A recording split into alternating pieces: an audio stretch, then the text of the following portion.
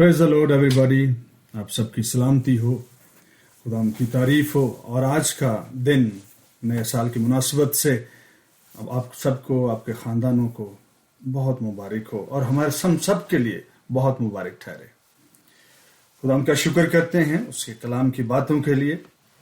आज फिर हम अपनी उस सीरीज में ही से उस बात को हम जारी रखेंगे। उसमें जो है आज हम नए साल की बात भी करेंगे कि नया साल या नया दौर या नया सीजन जो है वो किस तरह से शुरू होता है और गज़ल की किताब में इसको किस तरह से लिखा गया है, गज़ल की किताब में इसे किस तरह से बयान किया गया है। आइए मेरे साथ निकालिए गज़ल की किताब, गज़ल और गज़लात, उसका दूसरा बाब और उसकी 7वीं आयत से हम पढ़ना शुरू करते हैं। हालेलुया, खुदा उनका शुक्र हो, उसकी तारीफ हो, उससे जिंदा कलाम के लिए जो हमें सीखने के लिए अपॉर्चुनिटीज देता है, मौके देता है और हम उससे सीखते हैं।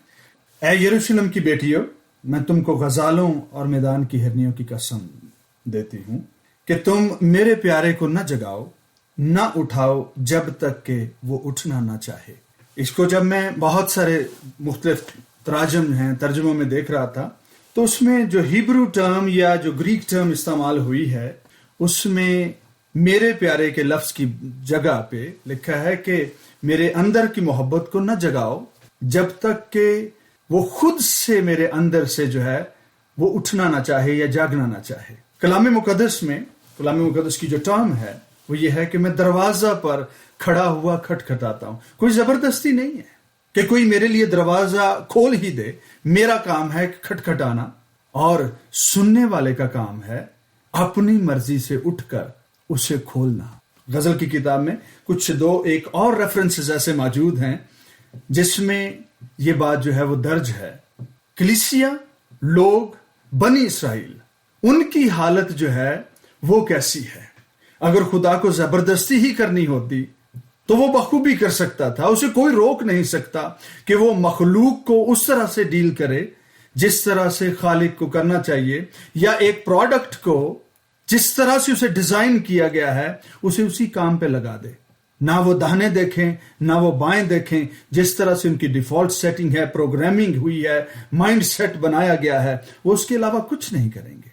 लेकिन कलाम मुकद्दस कादरे मुतलिक जो है वो हमें बनाकर, हमें तख्लीक करके हमें एक फ्री विल देता है, हमारी मर्जी पर जो है वो हमें छोड़ देता है कि हम क्या करते हैं।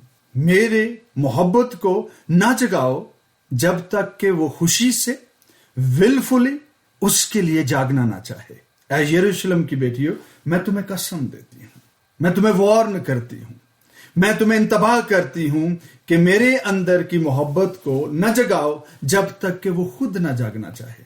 अक्सर खादमीन जो हैं वो भी ऑल्टर कॉल तो देते हैं, लेकिन हर ऑल्टर कॉल पे हर बंदा, हर शख्स जो है लब्बैक नहीं कहता या हाथ खड़ा नहीं करता या खड़ा होकर जो है मसीह यीशु को कबूल नहीं करता। सिर्फ वही जो कायल होता है, जो दिल से बदलता है, वही जो अपने अंदर तब्दीली को महसूस करता है, वही साल हर साल चर्च और कांग्रीगेशन में बैठने के बाद किसी एक रोज खड़ा होकर इस बात से मजबूर होकर खुद से अंदर की तब्दीली से खड़ा होकर खुदावंद को जो है वो हाँ कहता है कि खुदावंद, मैं तेरे लिए, मैं तेरे साथ चलूंगा, मैं तेरी पैरवी करूंगा और तेरे पीछे पीछे आऊंगा। मेरे अंदर की मोहब्बत को तब तक न जगाओ जब तक कि वो खुद जागना न चाहे। हमने बहुत महीने पहले हमने एक सरमन जो है वो किया था। मसीह यीशु ने सामरी औरत से कहा था कि तुम जिसको नहीं जानते उसकी प्रस्तुति करते हो, और हम जो यहूदी हैं, जो यरूशलेम में इबादत करते हैं, हम उसकी इबादत करते हैं जिसे हम जानते हैं, जिसे हम समझते हैं और जिसकी पैरवी हम सच्चाई से करने की कोशिश करते हैं। यरूशलेम की बेटियों, मैं तुम्हें कसम देती हूं कि मेरी मोहब्बत को न जगाओ जब तक कि वो खुद जागना ना चाहे। अगले कलाम की बात में लिखी है, मेरे महबूब की आवाज देख वो आ रहा है। और आगे लिखा है, पहाड़ों पर से कूदता और टीलों पद से फांदता हुआ। हम खुदावंद को जो है वो आंधी के साथ, तूफानों के साथ, اس کی آواز زور کے پانیوں کی مانند ہے۔ جب بنی اسرائیل میں ایلیا خدمت کر رہے تھے اور جب وہ ایزبل سے چھپ کر بھاگ کر چھپ گئے تو وہاں پر لکھا ہے کہ وہاں پر آندھی آئی، پھر آگ بھی آئی، پھر زلزلہ بھی آیا، پر خدا اس میں نہیں تھا۔ یہ ساری چیزیں خدا کے آگے آگے چلتی ہیں۔ بہت ساری باتوں میں کلام مقدس میں جب بھی آپ پڑھیں گے آپ کو خداوند کے آنے کی، اس کی آمد کی آپ کو خبر ملتی جائے گی۔ اس کے آنے سے پہلے کیا ہوگا؟ لڑائیاں بھی ہوں گی۔ اس کے آنے سے پہلے بہت سارے اظہار ثانی بھی ہوگی۔ قومیں ایک دوسرے سے جو ہے مخالفت رکھیں گی، مصیبت زوروں پر ہوگی۔ یہ اس کے آنے کے نشانات ہوں گے۔ میرا محبوب آتا ہے، وہ پہاڑوں پر سے اور ٹیلوں پر سے جو ہے کودتا اور پھاندتا ہوا آتا ہے۔ کوئی جب بھی پوئٹری کی جاتی ہے تو تصور میں یا شاعر جو ہے وہ اپنے تصور کے بہت سارے گھوڑے دوڑاتا ہے، ایسی باتیں کر جاتا ہے جو ایک عام شخص کو مشکل لگتی ہیں۔ ان کو نہیں لگتا کہ ایسا حقیقت میں ہو سکتا ہے۔ مجھے شعر تو پتہ نہیں میں پوری طرح سے اس کے سجسس کر پاؤں یا نہیں۔ دشت و دشت صحرا بھی نہ چھوڑے ہم نے، بحیرۂ ظلمات میں دھڑا دیے گھوڑے ہم نے۔ اب بحیرۂ ظلمات جو ہے ظلم کا سمندروں میں تو گھوڑے نہیں دوڑتے، لیکن یہ سمندر جو ہے یہ ظلمت کا ہے، تاریکی کا ہے، ظلم کا ہے۔ تو تصور میں، پوئٹری میں جب بھی کبھی بات کی جاتی ہے، عام تخیل سے، خیال سے ایسا لگتا ہے کہ یہ چیزیں جو ہیں وہ قطعاً بھی پاسبل نہیں ہیں، امپاسبلز کی باتیں کی جاتی ہیں۔ ہمارا خدا جو ہے ناممکنات سچویشنز کو جو ہے وہ ممکن بنانے کی قدرت رکھتا ہے، بلکہ وہ عجیب ہے۔ میں اور آپ جب اس کتاب کو پڑھتے ہیں اس میں بہت ساری ایسی چیزیں ہیں جو ہمیں جو ہے وہ بڑی ناممکن سی لگتی ہیں۔ ایک بات خاص بتانا چاہتا ہوں، حضرت سلیمان جو ہیں ان کو بڑی مہارت ہے۔ غور سے سنیے اس بات کو، یہ کتاب سمجھنے میں آپ کی مدد کرے گی۔ یہ بات، حضرت سلیمان کو بڑی مہارت حاصل ہے نیچر کی باتوں کو لے کر خدا کی قدرت سے جوڑنے کی۔ جسم کے حصے ہوں، سر، آنکھ، منہ، کان، بازو، ٹانگیں، ان کو ان چیزوں کو تشبیہات میں، استاروں میں استعمال کرنے کی بڑی مہارت ہے۔ اگر آپ واز کی کتاب کا آخری چیپٹر پڑھتے ہیں تو وہاں پر کیا لکھا ہے؟ اس سے پہلے کہ گلی کے کواڑ بند ہو جائیں اور نغمہ کی بیٹیاں جو ہیں وہ ضعیف ہو جائیں، نغمہ مطلب آواز، اس طرح سے بہت ساری اور باتیں جو ہیں وہ 12ویں جو باب ہے اس میں کہتے ہیں ان کو بڑی مہارت ہے بہت ساری فطرت کی چیزوں کو حقیقت کے ساتھ، قادر مطلق کے ساتھ جوڑنے میں۔ اور یہ جو کتاب انہوں نے لکھی ہے اس میں بھی ان کی مہارت بخوبی نظر آتی ہے۔ وہ خواہ آواز ہو، وہ الفاظ ہوں، وہ جیسچرز ہوں، وہ انداز ہوں، خواہ وہ نیچر میں سے میدان کی گھاس ہو یا ہوا چلتی ہوئی ہو، کچھ بھی ہو، اس کو بیان کرنے میں ان کی حکمت جو ہے عام انسان سے بہت بالاتر ہے۔ اسے سمجھنے کے لیے ہمیں خدا کی حکمت کی ضرورت ہے تاکہ ہم سلیمان کی وزڈم کو ڈیکوڈ کر سکیں، اس کے اندر کے چھپے ہوئے رازوں سے پردہ اٹھا سکیں۔ ہم نے پچھلے سرمن میں بات کی تھی کہ سلیمان کی حکمت، مسیح یسوع نے اس بات کا ذکر کیا ہے کہ اس سے نہ پہلے کوئی تھا نہ ہی کوئی بعد میں ہوگا، لیکن ایک ہے جو سلیمان سے بھی بڑا ہے، ایک ہے جو سلیمان سے بھی زیادہ حکمت رکھتا ہے، جو سلیمان کی کہی ہوئی باتوں کو ڈیکوڈ کر سکتا ہے، اس کے خفیہ رازوں سے پردہ اٹھا سکتا ہے، اور وہ خدا کا روح ہے جس نے اسے یہ حکمت دی تھی۔ اسی لیے سلیمان کی باتوں کو سمجھنے کے لیے مجھے اور آپ کو خدا کے روح کی ضرورت ہے تاکہ ہم اس کتاب کی باتوں کو سمجھ سکیں۔ میرا محبوب جو ہے وہ ٹیلوں سے اور پہاڑوں سے کودتا اور پھاندتا ہوا آتا ہے۔ وہ آندھی کی مانند ہے، وہ ہوا کی مانند ہے، اور وہ طوفانوں کی مانند بھی ہے۔ اگلی بات جو ہے، میرا محبوب آہو یا جوان ہرن کی مانند ہے، دیکھ وہ ہماری دیوار کے پیچھے ہی کھڑا ہے۔ اگلی بات لکھیے، وہ کھڑکیوں سے جھانکتا ہے اور جھنجریوں سے جو ہے وہ تاکتا ہے۔ ہرن کو جو ہے بظاہر نہ تو کھڑکیوں سے جھانکنے کی ضرورت ہے اور نہ ہی ووڈن ویون جو ڈیزائنز ہیں یا فینسز ہیں اس میں سے اندر جھانکنے کی ضرورت ہے۔ کبھی وہ پہاڑوں پر جو ہے وہ نظر آتا ہے تو کبھی گھر کی دیوار کے پیچھے نظر آتا ہے۔ اور یاد رکھیے پہلے وقتوں میں، آج تو خیر بیک یارڈز ہیں تو گھر کے پچھلے جو ہے وہ والز پر بھی کھڑکیاں بنائی جاتی ہیں، لیکن ایک وقت تھا کہ جو پچھلی دیوار ہوتی تھی وہ بہت مضبوط اور بہت جو ہے وہ سالڈ بنائی جاتی تھی، اس میں کوئی سوراخ، جھرنا، کوئی دروازہ، کوئی کھڑکی، کوئی جو ہے وہ روشن دان نہیں بنایا جاتا تھا، کیونکہ یہ دیوار جو ہے وہ آپ کی سب سے مضبوط دیوار ہوتی، کیونکہ وہاں پر نہ کسی کا خیال ہے، نہ ہی لوگ جو ہے وہاں کی چوکیداری کرتے تھے۔ لیکن لکھا ہے کہ وہ ہماری دیوار کے پیچھے کھڑا ہے اور وہ جھانک سکتا ہے، وہ دیواروں میں سے بھی جھانک سکتا ہے۔ اس کا بیان جو ہے وہ مفوق الفطرت کی طرح جو ہے وہ کیا جا رہا ہے کہ وہ مفوق الفطرت ہے، اس کی نظر دیواروں میں سے، پردوں میں سے، رکاوٹوں میں سے گزر سکتی ہے۔ لیکن یہی جو انداز ہے، اگلے آنے والے دنوں میں ہم اسے سیکھ پائیں گے کہ پاؤں کا دھونا اور لیٹ جانا اور پھر اٹھ کر دروازہ نہ کھولنا، یہ چرچ کی اپنی جو ہے سچویشن ہے، چرچ کی اپنی حالت ہے، جس کو جو ہے وہ اس زبان میں جو ہے وہ بیان کیا گیا ہے، اس کتاب میں کہا گیا ہے۔ آگے لکھا ہے، میرے محبوب نے مجھ سے باتیں کی اور کہا، اٹھ میری پیاری، میری نازنین چلی آ۔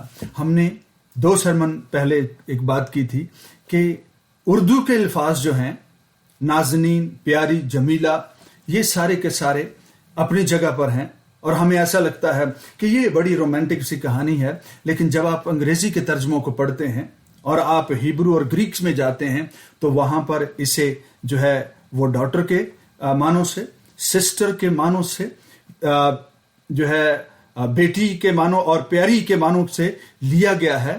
یہ جو ہے یہ ایک مختلف سچویشن ہے۔ پاکیزگی کی وہ حد ہے جہاں پر اگر کوئی بیگانہ شخص بھی ہے تو وہ آپ کو بھائی لگتا ہے، وہ آپ کو بہن لگتی ہے، وہ بیٹی لگتی ہے۔ ان رشتوں کی پاکیزگی کے ساتھ یہ کتاب جو ہے اس کو بیان کیا گیا ہے۔ اگر ہم ساتھ رہے آنے والے دنوں میں لکھا ہے، وہاں پر ہم پڑھیں گے کہ میرا محبوب جو ہے وہ میرے بھائی کی مانند ہے اور میں اسے اپنے جو ہے وہ ماں کے گھر لے کر آئی۔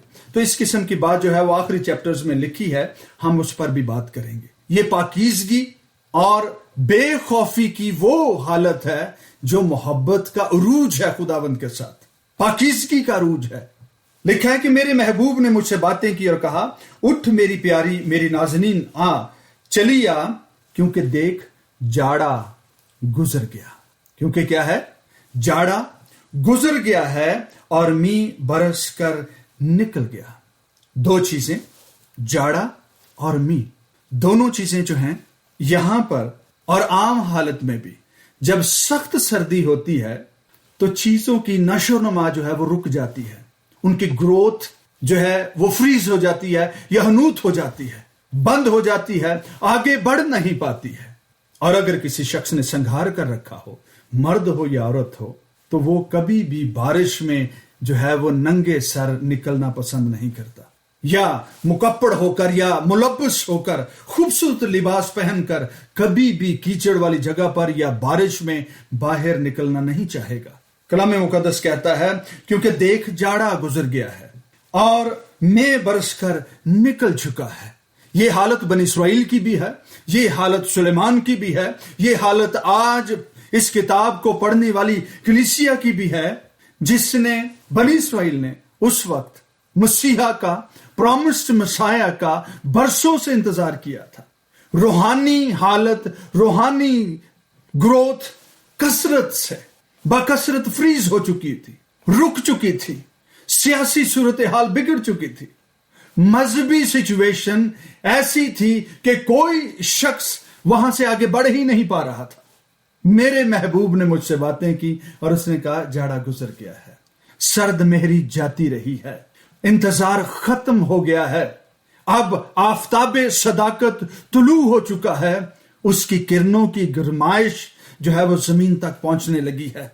زمین سے مراد انسان بھی ہیں جو بے پھل ہونے کی حالت اور سیلف رائچیسنس کی صورت میں جو اپنی جو خود کار کی راست بازی تھی، اس سچویشن میں جتنا وقت انہوں نے گزارا ہے اس کا وقت گزر چکا ہے۔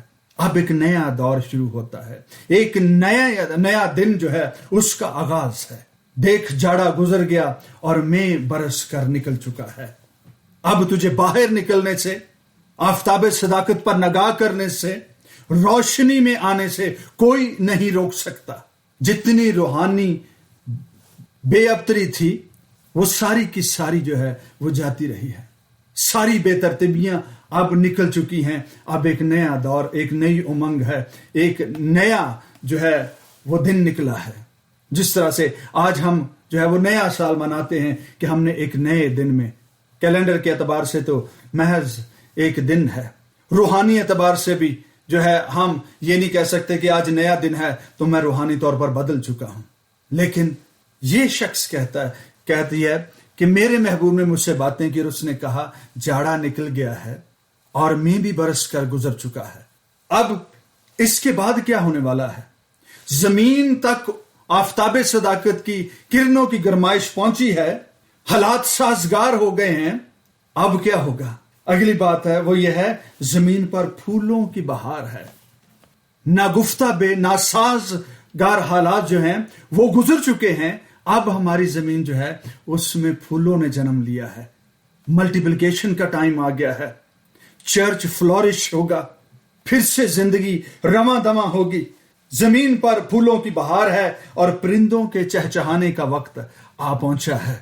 جب سخت سردی ہوتی ہے سخت سناٹا ہوتا ہے، لائف لیس سی جو ہے وہ زندگی لگتی ہے، میدان میں کوئی آواز سنائی نہیں دیتی، ایسا لگتا ہے کہ یہاں پر کوئی عجیب سی موت کا سا سناٹا ہے۔ لیکن جیسے ہی برف پگھلتی ہے، جاڑا گزرتا ہے، یخ میدانوں سے جاتی رہتی ہے، پھول نکلتے ہیں، گھاس نظر آتی ہے، پرندے چہچہانے لگتے ہیں۔ سخت سردی موت کی طرف بھی اشارہ کرتی ہے، موت کے سائے کی طرف بھی اشارہ کرتی ہے، گناہ کی زندگی، گناہ کی اجارہ داری کی طرف بھی اشارہ کرتی ہے کہ جو جاڑا ہے وہ گزر چکا ہے، جس میں کوئی شخص کام نہیں کر سکتا، جس میں کوئی شخص آزادی سے باہر نہیں نکل سکتا، جس میں لوگ ایک دوسرے سے مل نہیں سکتے، وہ سارے کے سارے حالات جو ہیں اس وقت نکل چکے ہیں۔ پرندوں کے چہچہانے کا وقت آ گیا ہے اور ہماری سرزمین میں کمریوں کی آواز سنائی دینے لگی ہے۔ اور آگے لکھا ہے، انجیر کے درختوں میں ہرے انجیر پکنے لگے ہیں۔ انجیر کا درخت، انجیر کے درخت کا پھل، انجیر کی تماثیل ہم سب بخوبی جانتے ہیں کہ اس کا تعلق انسانوں سے ہے، ہم سے ہے، بنی اسرائیل سے ہے۔ ہم نے تمثیل بھی پڑھی ہوگی کہ کسی نے اپنے پاکستان میں انجیر کا درخت لگایا۔ حبقوق نبی کے مطابق کچا پھل کا جھڑ جانا یہ لعنت کی اور بے برکتی کی نشانی ہے۔ اس نے کہا میرے محبوب نے مجھ سے باتیں کی ہیں، اس نے کہا کہ اب ہرے انجیر پکیں گے، کچے نہیں جھڑیں گے، ہماری سرزمین خوشحالی دیکھے گی، روحانی جو ہے وہ بالیدگی تک پہنچے گی۔ اب ہمارا پھل کبھی کچا نہیں جھڑے گا۔ کلیسیاں جو ہیں، جن کلیسیاؤں میں جو ہے وہ پھل لگا ہے، اب وہ بیک سلائیڈرز نہیں ہوں گے، ان کو برکت ملے گی، وہ بلوغت تک پہنچیں گے، وہ بالغ ہوں گے، میچور ہوں گے اور خدا کا کام کریں گے۔ یہ خوشخبری ہے ہم سب کے لیے۔ ہمارے ہاتھ کا کام انفنشڈ، انڈن، ناتمام کبھی نہیں ہوگا۔ ایک نیا دن ہے، ایک نئی امنگ ہے، ایک نئی برکت ہے جس کے تحت مجھے اور آپ کو چلنا ہے آج کے دن سے اور اس کے بعد بھی۔ نیا دن جو ہے محض دن بدلنے سے نیا نہیں ہوتا۔ ہمارے لیے نیا دن، کلیسیا کے لیے نیا دن وہ ہوتا ہے جس میں ہم خدا کے لیے پھل پیدا کرتے ہیں۔ کچے انجیر جو ہیں وہ پکنے لگے ہیں اور تاکیں پھولنے لگی ہیں اور ان کی مہک پھیل رہی ہے، ان کی خوشبو سونگھی جا سکتی ہے۔ They smell like sheep۔ ان کی گفتگو سے اندازہ ہوتا ہے کہ انہوں نے اپنے انداز زندگی کو بدل لیا ہے اور اب یہ خدا کے ساتھ چل رہے ہیں، ان کی خوشبو پھیل رہی ہے۔ کبھی کبھی بہت سارے ایسے لوگ جو انٹلیکچوئلز کہلاتے ہیں، ان کی جب گفتگو آپ سنیں، وہ بڑے عجیب سے انداز میں، یا کہہ لیجئے عام فہم آدمی سے جو ہے وہ تھوڑی سی اوپر کی باتیں کرتے ہیں، بات ادھر کی کرنی ہوتی ہے، لفظ ادھر کا استعمال کر رہے ہوتے ہیں۔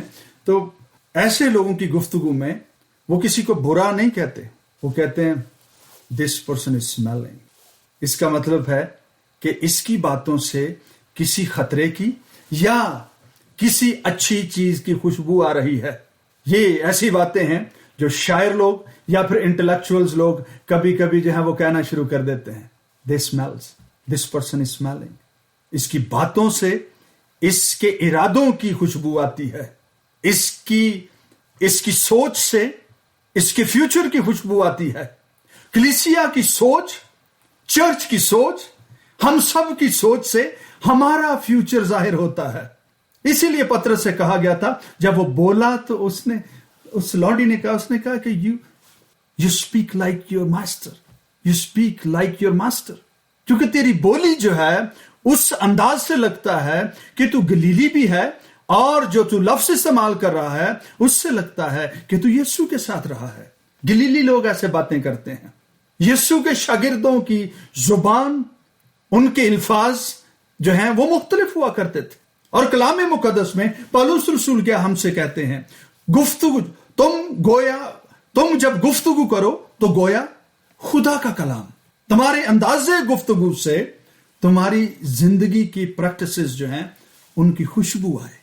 میری پیاری، میری نازنین، تو چلی آ، جتنی مصیبتیں تھیں ساری کی ساری نکل چکی ہیں۔ تجھے خوشی کی بشارت دیتا ہوں، جس بات کا تو نے انتظار کیا ہے وہ مسیحا آ گیا ہے۔ روحانی طور پر جتنی بربادی تھی وہ ساری کی ساری ریورس ہونے والی ہے۔ اب پھر سے جو ہے وہ قربانیاں گزرانی جائیں گی، پھر سے جو ہے وہ پاکیزگی آئے گی، پھر سے روحانی طور پر لوگ جو ہے وہ بلوغت سیکھیں گے۔ سو اٹھ میری پیاری، میری جمیلہ، میری نازنین، تو چلی آ۔ خدا کا کلام نئے سال کے لیے، نئے دور کے لیے، نئے روز کے لیے، ہم سب کے لیے خوشخبری لے کر آیا ہے۔ صرف اس لیے نہیں کہ ہم کیلنڈر پر صفحے الٹتے جائیں اور تاریخوں پر نشان لگاتے جائیں، ہر روز اپنے خداوند میں نیا بننے کی کوشش کریں۔ ہمارے کاموں سے، ہمارے پھلوں سے، ہمارے پھولوں سے جتنی ہماری نرشمنٹ ہوتی ہے اور نشو و نما ہوتی ہے، اس سے خدا کے جلال کی خوشبو آنی چاہیے۔ جاڑا گزر گیا ہے، می برس کر نکل گیا ہے۔ ہم سب آج جتنے موسموں کی زد میں بیٹھے ہیں، سخت موسموں کی زد میں بیٹھے ہیں، جب برفیں پگھل جاتی ہیں تو ہم سارے کے سارے بڑے خوش ہوتے ہیں، اب پھر سے درخت ہرے ہو جائیں گے، میدان کی گھاس پھر سے جو ہے وہ زمین کا سینہ چیر کر نکلے گی، پہاڑوں پر پھر سے ہریالی جو ہے وہ ظاہر ہوگی۔ اور اس کے ساتھ ساتھ میں ایک بات اور کہنا چاہتا ہوں، وہ یہ، جب جھاڑا ہوتا ہے، سخت سردی ہوتی ہے، مصیبت کے دن ہوتے ہیں، بہت سارے جانوروں کو دیکھا گیا ہے کہ وہ سخت سردی میں جب برف پڑتی ہے تو اس وقت ان کی نسل آگے نہیں بڑھتی، ان سیزنوں کے بعد وہ اپنے بچوں کو جنم دیتے ہیں۔ خاص طور پر ایسے جانور جو ایسے سخت موسموں میں رہتے ہیں، وہ انتظار کرتے ہیں کہ موسم کھلے گا تو ہم باہر نکلیں گے۔ خداوند مجھ سے اور آپ سے یہ کہنا چاہتا ہے کہ جس بات کا خدشہ تھا، جس بات کا ڈر تھا، جس دشمن کا ڈر تھا، وہ گزر چکا ہے۔ اس کی منمانیاں گناہ کی صورت میں، اس کا انسانوں کو جو ہے وہ مارنا، کوٹنا اور گلٹ میں رکھنا، گناہ کی زد میں رکھنا ختم ہو چکا ہے۔